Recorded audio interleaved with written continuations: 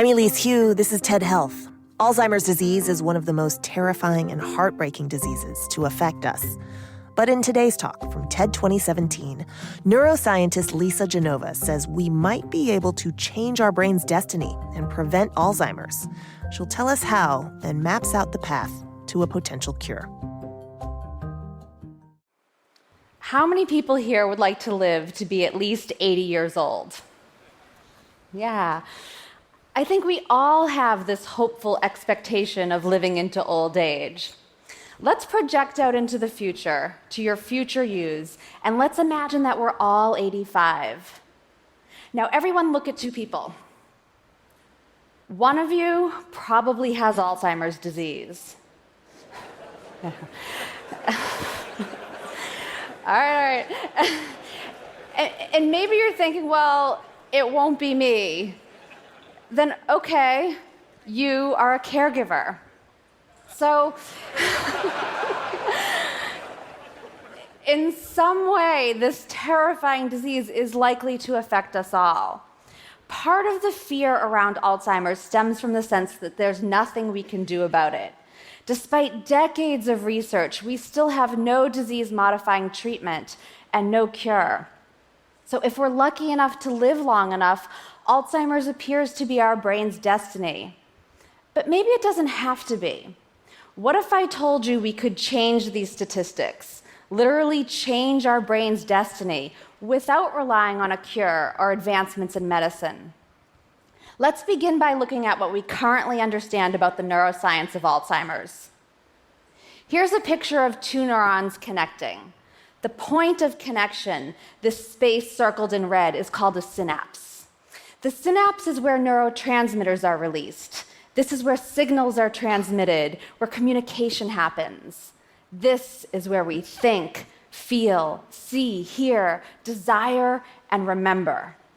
And the synapse is where Alzheimer's happens. Let's zoom in on the synapse and look at a cartoon representation of what's going on. During the business of communicating information, in addition to releasing neurotransmitters like glutamate into the synapse, neurons also release a small peptide called amyloid beta. Normally, amyloid beta is cleared away and metabolized by microglia, the janitor cells of our brains. While the molecular causes of Alzheimer's are still debated, most neuroscientists believe that the disease begins when amyloid beta begins to accumulate. Too much is released or not enough is cleared away, and the synapse begins to pile up with amyloid beta. And when this happens, it binds to itself, forming sticky aggregates called amyloid plaques. How many people here are 40 years old or older? Yeah, you're afraid to admit it now. This initial step into the disease, this presence of amyloid plaques accumulating, can already be found in your brains. Now, the only way we could be sure of this would be through a PET scan, because at this point, you are blissfully unaware. You're not showing any impairments in memory, language, or cognition. Yet. We think it takes at least 15 to 20 years of amyloid plaque accumulation before it reaches a tipping point, then triggering a molecular cascade that causes the clinical symptoms of the disease. Prior to the tipping point, your lapses in memory might include things like, why did I come in this room? Or, oh, what's his name? Or, where did I put my keys? Yeah, now before you all start freaking out again, because I know half of you did at least one of those in the last 24 hours, these are all normal kinds of forgetting. In fact, I would argue that these examples might not even involve your memory because you didn't pay attention to where you put your keys in the first place. After the tipping point, the glitches in memory, language, and cognition are different. Instead of eventually finding your keys in your coat pocket or on the table by the door, you find them in the refrigerator. Or you find them and you think, what are these for? Okay, so what happens when amyloid plaques accumulate to this tipping point? Our microglia janitor cells become hyperactivated, releasing chemicals that cause inflammation and cellular damage. We think they might actually start clearing away the synapses themselves. A crucial neural transport protein called tau becomes hyperphosphorylated and twists itself into something called tangles, which choke off the neurons from the inside. By mid-stage Alzheimer's, we have massive inflammation in tangles, an all-out war at the synapse, and cell death. So if you were a scientist trying to cure this disease, at what point would you ideally want to intervene? Many scientists are betting big on the simplest solution: keep amyloid plaques from reaching that tipping point, which means that drug discovery is largely focused on developing a compound that will prevent, eliminate, or reduce amyloid plaque accumulation. And so the cure for Alzheimer's will likely be a preventative medicine. We're going to have to take this pill before we reach that tipping point, before the cascade is triggered, before we start leaving our keys in the refrigerator. We think this is why, to date, these kinds of drugs have failed in clinical trials, not because the science wasn't sound, but because the people in these trials were already symptomatic. It was too late. Think of amyloid plaques as a lit match. At the tipping point, the match sets fire to the forest. Once the forest is ablaze, it doesn't do any good to blow out the match. You have to blow out the match before the forest catches fire. Even before scientists sort this out, this information is actually really good news for us, because it turns out that the way we live can influence the accumulation of amyloid plaques.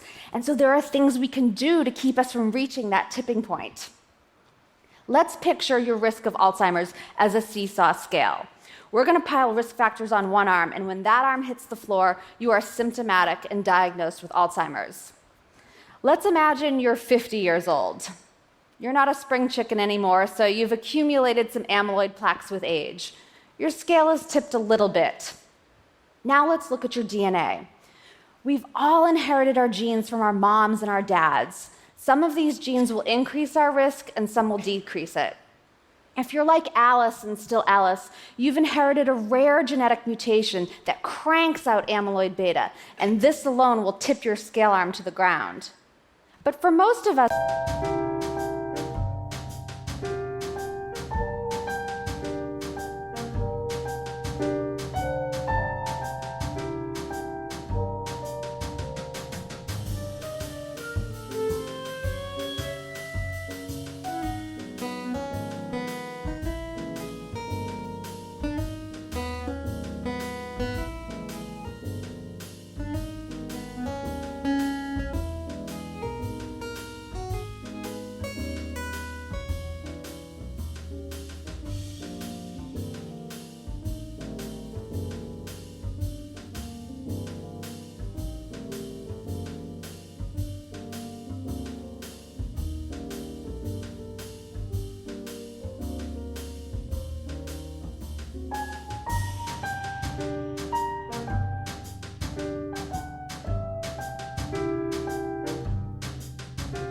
the genes we inherit will only tip the arm a bit.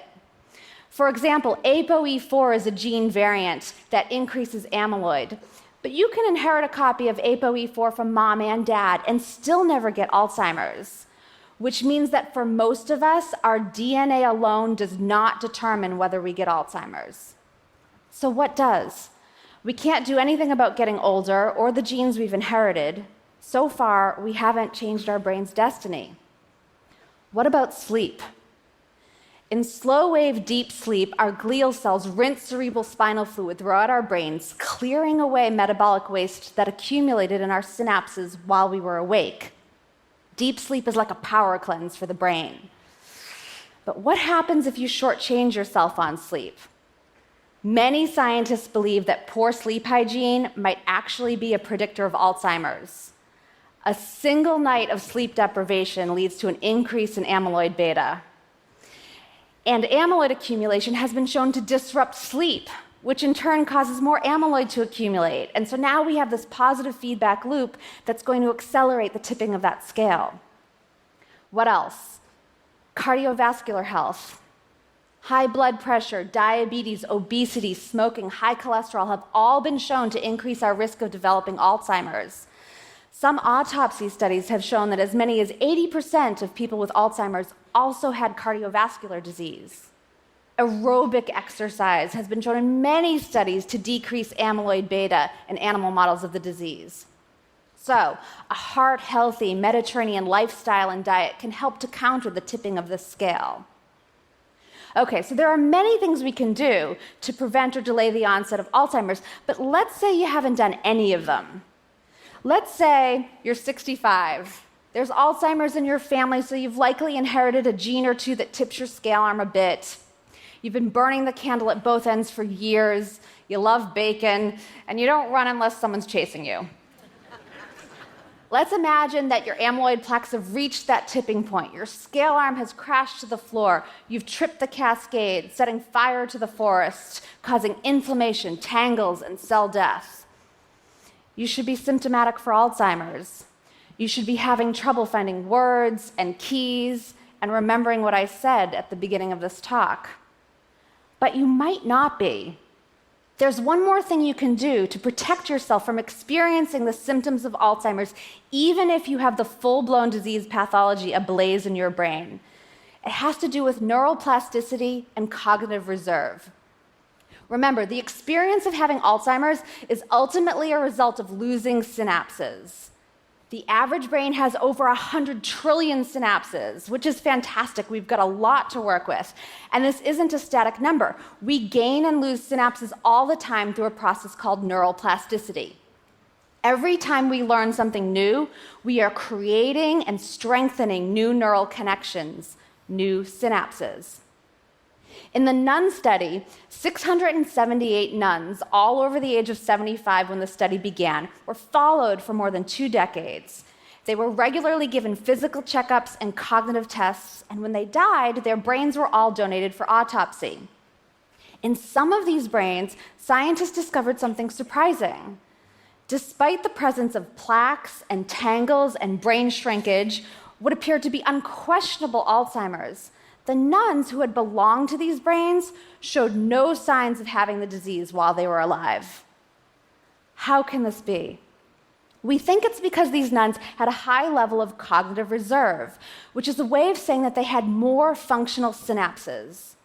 People who have more years of formal education, who have a high degree of literacy, who engage regularly in mentally stimulating activities, all have more cognitive reserve. They have an abundance and a redundancy in neural connections. So even if they have a disease like Alzheimer's, compromising some of their synapses, they've got many extra backup connections, and this buffers them from noticing that anything is amiss.